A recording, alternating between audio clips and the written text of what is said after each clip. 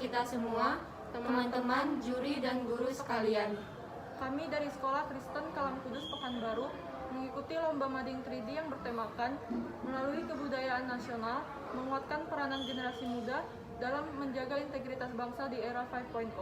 Sebelum memulai, kami akan memperkenalkan diri kami masing-masing. Nama saya Vanessa. Nama saya Kezia. Dan nama saya Kayla. Sebelum memasuki proses pembuatannya, kami akan memperkenalkan bahan dan juga alat yang kami gunakan.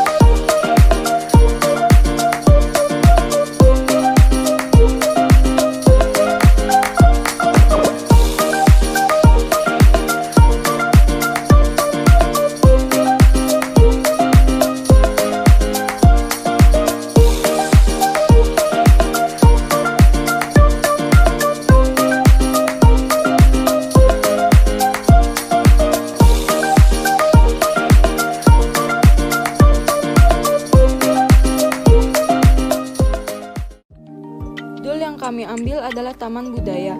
Mengapa kami mengambil judul ini? Karena mading yang kami buat menampilkan sebuah taman yang diisi oleh berbagai macam keragaman dan kebudayaan yang ada di Indonesia. Seperti contoh, terdapat rumah adat, pakaian adat, makanan tradisional, rumah ibadah, dan salah satu peninggalan sejarah yang ada di Indonesia. Di sebelah kanan, terdapat rumah Honai yang berasal dari Papua. Suku Dani membangun Honai terinspirasi dari burung yang membuat sarang sebagai tempat tinggal yang nyaman dan terlindung dari panas dan hujan. Bentuk Honai memang terlihat khas dengan dinding bundar dan atap melengkung seperti setengah bola. Rumah Honai tidak hanya berfungsi sebagai tempat tinggal saja, akan tetapi sebagai tempat untuk menyimpan hasil ladang seperti ubi manis dan umbi-umbian lain.